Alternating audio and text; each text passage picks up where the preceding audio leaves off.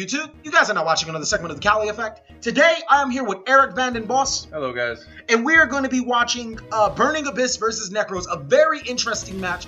Christian White on your right-hand side, Morgan Nish on your left-hand side. And just to let you guys know ahead of time, Morgan Nish is going to win the dice roll. He's going to draw, look at his pathetic hand, and pass. Nothing much else to it. Yeah, I mean, there's nothing much else to it. When you're playing Nekroz, I mean, it's just how the dice roll sometimes. Very rare, but sometimes. So Christian White is going to start off with Tour Guide of the Underworld, but it's going to be met with a Max C. Now, if you guys did not know, Max C'ing an opponent's Tour Guide of the Underworld playing against Burning Abyss is a really good combo. It prevents the opponent from going into further plays, or if they do go into the further play, which sometimes... That's like what he's doing. Yeah, they kind of have to. It's not really much of a choice. It nets you so many cards in return. He's going for that damage. That damage. So Christian White is going to special summon Dante, and then he's going to send Graf to the graveyard to send three cards from the top of his deck to the graveyard. Looks like Bullish was part of it. He's also going to activate Graf, so that's just another draw for Morgan Nish. Man, that's a nice hand. No attack with oh, never mind. No, he's going to attack with the Dante, of course. You got to remember it switches to defense. But he's going to special summon the Storm, and it looks like he's going to quit right there. He's not going to go into any more plays. But Morgan now has the biggest hand I've ever seen. Like, challenge. No, those are Odell Beckham Jr. type hands. Like, it's nothing else there. Breakthrough skill. But Morgan is going to summon the Manju, and it's going to be met by Breakthrough. Is that the Breakthrough skill he milled up? No. He activated that? Yes. That's nasty. And so Brio is going to summon Kaleido Mirror. Kaleido Mirror is going to search... Or no, he's going to grab Manju into Colossus, then Colossus into Kaleido Mirror. Manju was... breakthrough skill. He Brio. Yeah, you're right. You're correct. You're correct. My apologies. So he's gonna activate Raigeki, which I mean, it's not the best thing to activate against Burning Abyss. Hey, but... sometimes when you need that Max C challenge. Crush card though. That crush card. Yeah, I mean, I'd be picking it up sticks right now. I'm not even gonna lie. There's not really much else. He just got crush carded. That's not cool. Sometimes you draw really good. Yeah, so sometimes you don't. So Christian White was really smart. Didn't really care about what Morgan drew. He crush carded him. So I mean, it's not like it really mattered. Everything to grave. Better have cycle. So Morgan's going to Kaleido Mirror into the Unicorn. Does Christian have any answers?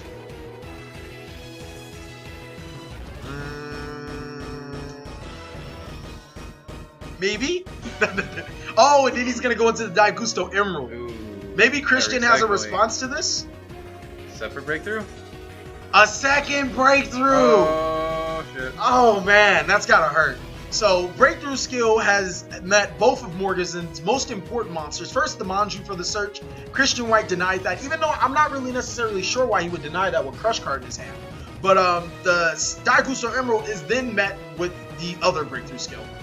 Hey, now he has nothing. All his stuff is engraved. It's not getting recycled. There's no draw power. He just has, what, 3 cards left? 2 cards left? Yeah.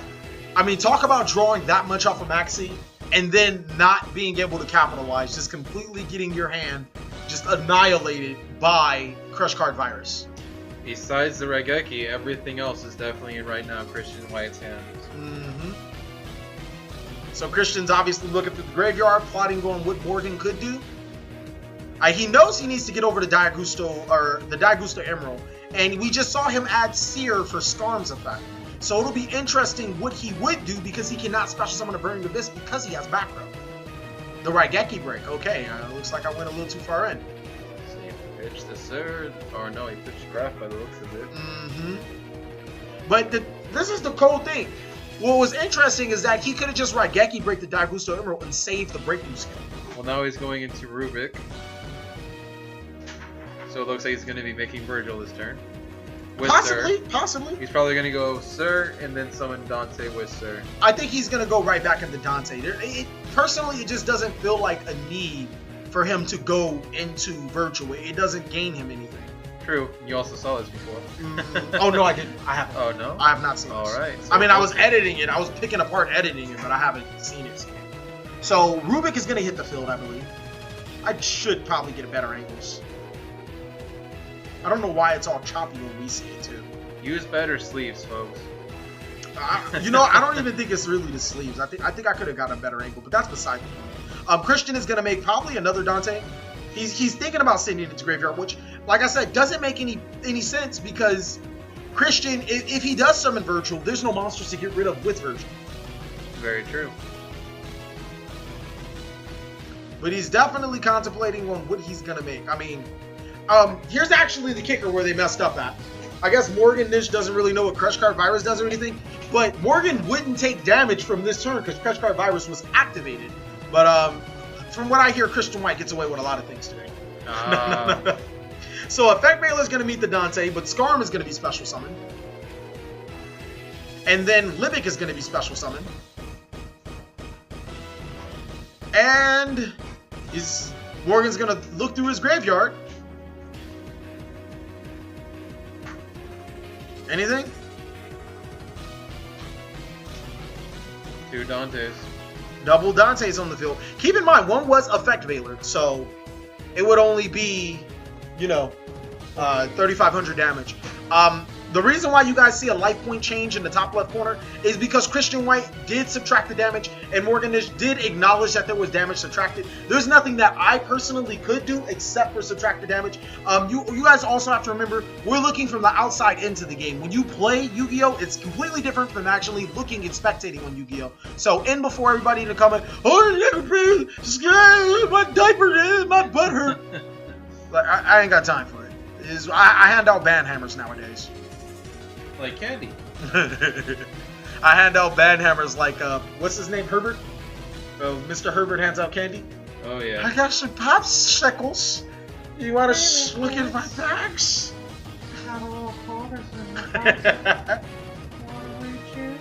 Yeah, Morgan's going to go through his hand. I mean, I don't think there's no coming back from this. Morgan, it's just nothing else there. Crush card is crucial sometimes. I mean, Brio could be there. If he makes Brio, then Christian's not in the best position ever. But you got to remember, his materials are Dante's now instead of, you know, instead of Dante's being the monster. There are Down syndrome magicians attached to those Dante's now. So it's not looking nice for Morgan. And that looks like game. He's going to activate Bulk. Christian's going to chain Raigeki Break to destroy his own monster. And there we go. There's the game. So what do you think Morgan has to do to get back into this game?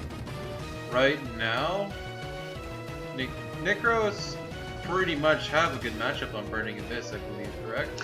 Yes, they would have the good. And keep in mind, even though you guys might not have seen it, these players do side. I think I actually cut their siding out, but they do actually side. So I'm pretty sure he'll be either putting the Royal Decrees in and or Dago Seka if he's playing in sideboard. Well, you got to remember, the Burning Abyss player, he can play either way. He doesn't have to. He doesn't need his traps.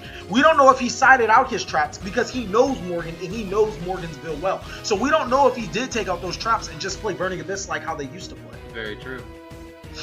I mean, very interesting to see. Oh, and also one more thing to keep in mind: Nekroz have the good first matchup.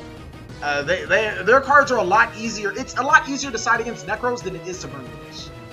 Just for, you know, mistakes a card, shared rides a card. There's more outs to Nekroz than against Burning Abyss. That's very true. I mean, pretty much you have to run both Shadow Imprisoning Mirror and Light Imprisoning Mirror to stop all their effects if you really want to go that route. But that's. I mean, yeah, that's I don't know what you're doing there if you're running both. At the same time, I mean, you have Dago Seka if they are playing back row. You have Royal Decree. You have Curse to Banish. And you also have a few other monsters just to get over things with effects. But Imperial Iron Wall would sound like Christian White's forte. So Christian's going to summon Mathematician followed by 2 back row. Mathematician sends Skarm and it's going to net Christian White his tour guide from the underworld to his hand. That instant power play. Mathematician, too strong. Plus a free draw. It's ridiculous. That's nice. If Mathematician is destroyed by battle, it will net him an additional draw. It's like Upstart, except you take damage. That damage. That Dark Hole! You said nope. So, I mean, to Dark Hole a Mathematician, to even keep Dark Hole in your sideboard or in your main deck is interesting enough. Then it's going to activate Colossus. Colossus, I'm going to assume, gets a Kaleido Mirror, sure. Search it out with the Sentry or Manju? No. The Manju's effect was negated through Effect Veiler. Oh, okay. So he had the Colossus in his hand. He's gonna activate the Kaleido Mirror. I don't even know I'm calling it right. I think it's Kaleido Mirror. He's gonna Mind Crush. Christian White, we don't know exactly what Christian White Mind Crush for, but he lost to it. And he loses his tour guide from the Underworld for it.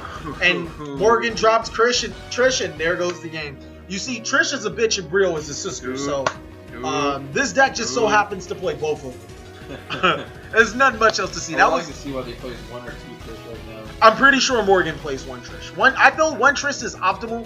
If I were to play Nekroz, I'd probably play 2 because I don't know. Even though I know 1 Trish is optimal, I miss being able to play multiple Trishes, so I'd probably play 2.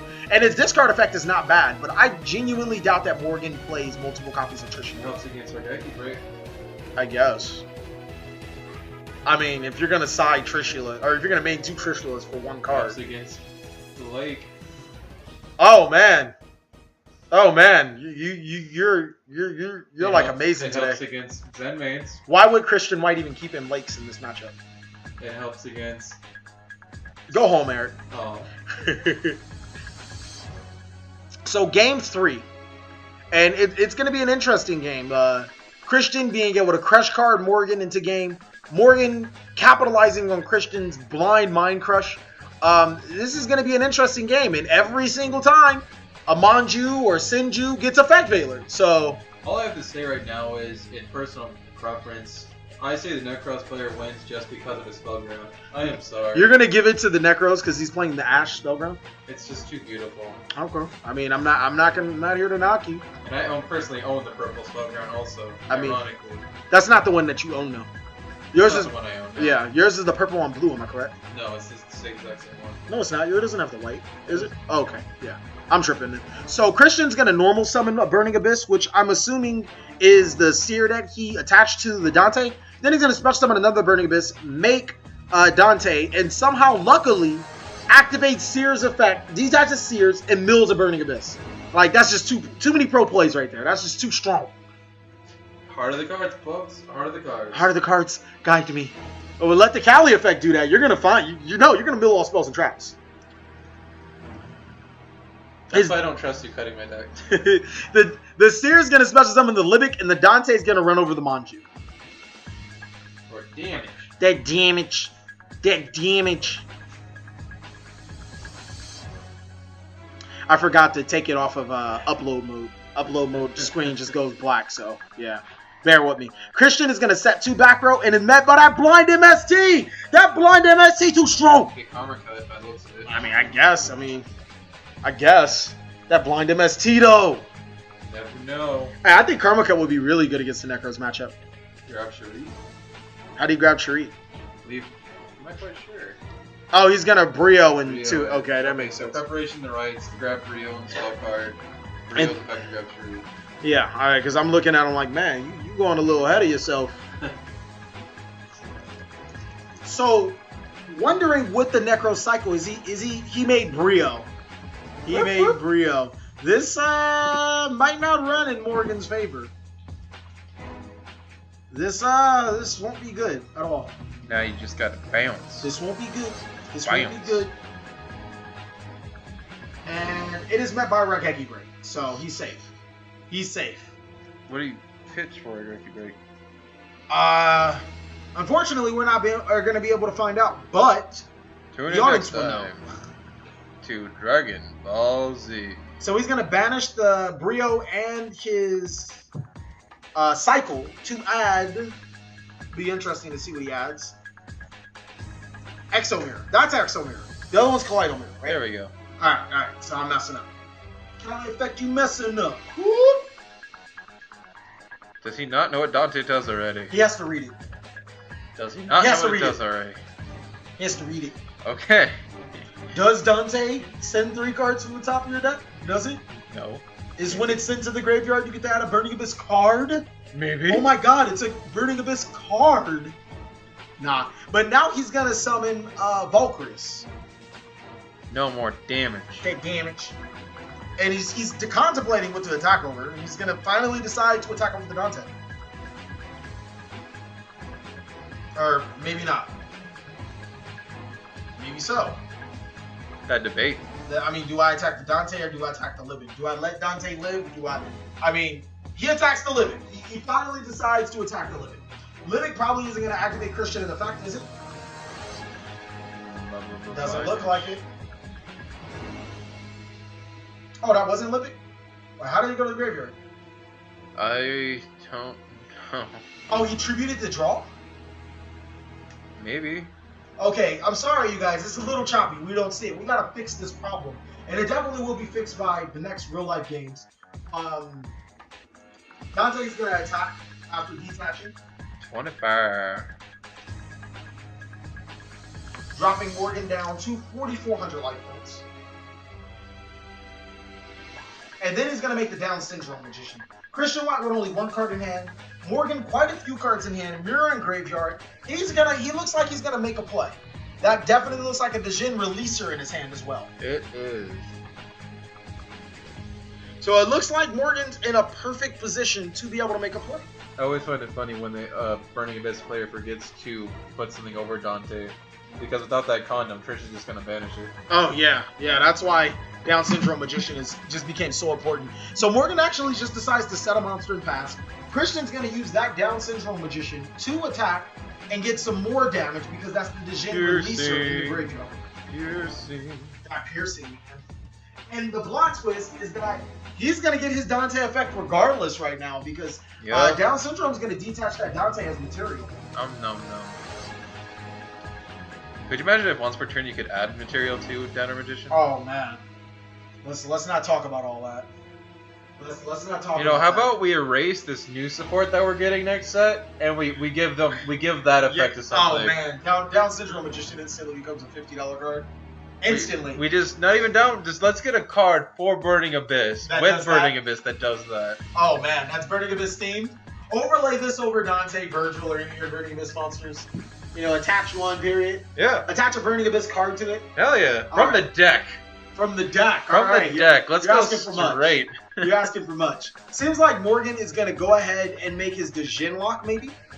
As Zoidberg was a maybe.